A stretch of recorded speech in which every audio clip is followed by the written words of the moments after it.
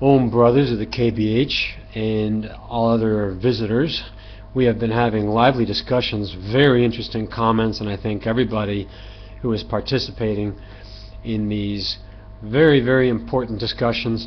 Notice on the boards it's all men, and females have no chance of participating, to be honest. So, let's get to the point here. Porn is the end of the world. It is the end of everything for you. It is the symbol of losing the game that we are thrust into right at this point. Is being interested in the sex act. The interest in the sex act itself will thrust you into another incarnation in the next life, possibly even an animal incarnation, or even put you into hell. And let's explain this in a perfectly logical, scientific way. Number one, you just have to listen to these premises. If you think these premises are probably true, then you have to accept my conclusion is probably true. Is it probably true that my body is, I'm controlling my fingers with some form of energy? And number two, does that energy have a valence? Does it have positivity, negativity, a magnetic attraction possibility? Three, could magnetic attraction be very specific? Not just north to south, but could the magnetic field that operates my body and moves my fingers and operates my mind, etc., could this be could it be attracted to other magnetic fields but not others? Experience could bear this out. Some people you think can be good friends, other people you hate before you even start talking to them. You feel repelled by some people, others attract you, and you're not north and they're not south. It's not that simple. So that would be a proof of that premise. Now, somebody who is watching porn interested magnetically in the incarnation? Yes, of course they are, because that's what sex is doing. And so, from these premises, we get the whole yogic and Buddhist interpretation of how somebody gets incarnated. Because this magnetic field does not have to locate itself onto my body, and it can locate itself into other bodies as it wants. As I say, this is me. I think I am this body, but at some point, at death, this I is going to come separated from my body. Everybody who's still here is going to say, hey, he's dead. And then that magnetic field is free to roam. And where will it roam if it is interested in porn? It'll roam to people's bedrooms. If you die and you're still interested in porn, you've lost the game, people. The game's up. You're going to roam over to people's bedrooms. Furthermore, you're going to say, wow, you're either more interested in watching the men do the act or the women doing the act. Guess what? That decides your gender. Your punishment for being interested in this disgusting thing is you get thrown in the hole for 9 months. And the hole is dark isolation, just like prison. People get thrown in the hole for 2 days, they go nuts, they can't stand it. Well, after 9 months, that erases most of your memory of your previous life. It's pure torture for you to be without most light or sound, to live in your own excrement, to breathe, some sort of liquid, amniotic fluid. Then, if you come out alive, if you're not chopped up alive by an abortion, you come out alive, you've got, let's say, a 20% chance even of being genitally mutilated And then all this stuff just starts spinning into motion, doesn't it? Because by the time you're 3 or 4 and you can actually start forming memories and consciously, say yes or no and accept things or not accept things and remember why things happen, it's already too late. There's 3 or 4 years before you get your memory.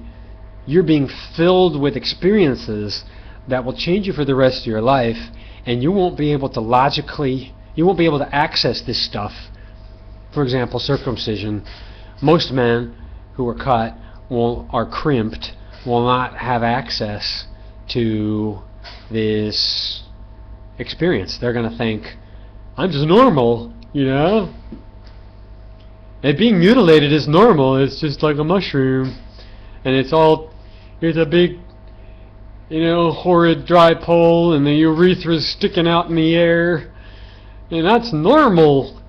Being colorblind is normal. I can't see colors. And it's great. I never saw colors before. It's not important, is it? So, you can't miss what you never had. A huge system of nerves. 20 to 100,000 nerves are gone. And these men can't perceive this 20,000 to 100,000 nerves, what they are perceiving. And all the levels of color and sound and things, perception that are coming from that, completely gone. They're being sold to Oprah Winfrey to wipe on her face, or to what's her no face that got acid thrown in her face and had her face made of fibroblasts from baby penises. Katie Piper. That's where they are. You've been completely exploited, and you can't access that. You can't say, oh, that's why I'm perverted, or that's why, I can't feel pain, or in that region, the intense pain you would feel in a frenulum. Crimped guys cannot feel that, and they can easily become rapists or do weird things, perverted things, because there's no red light that says, oh, that's not natural, and that's not going to work. They've just basically ripped off the brakes from the car, and it can't stop. And so that's why you get thrust into this whole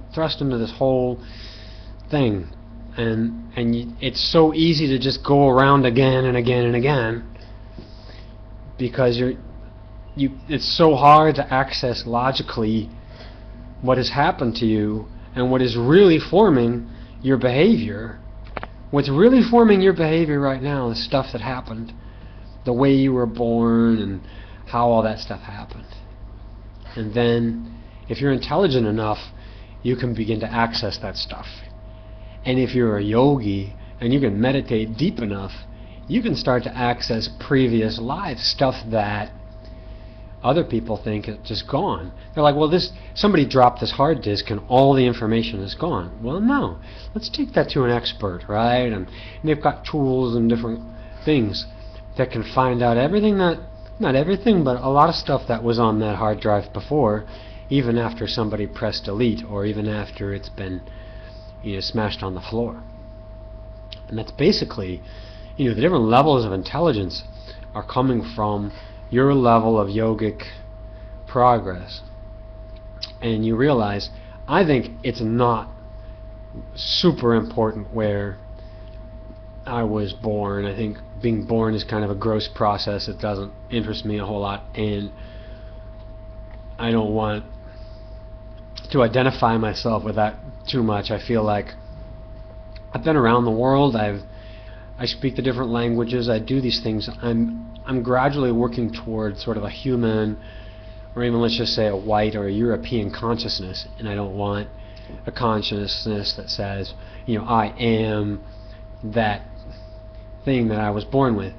It's important to know all those details for myself, because I want to work through that. And then if I'm going to work forward, I'm going to have to start forgetting that stuff. I'm going to need to forget the perversion that led me to get born, and then the perversions that are induced from the way we're treated in the society we get grown up in. And I'm going to have to work through that and say, hold it, I've got patience. I'm going to think this through.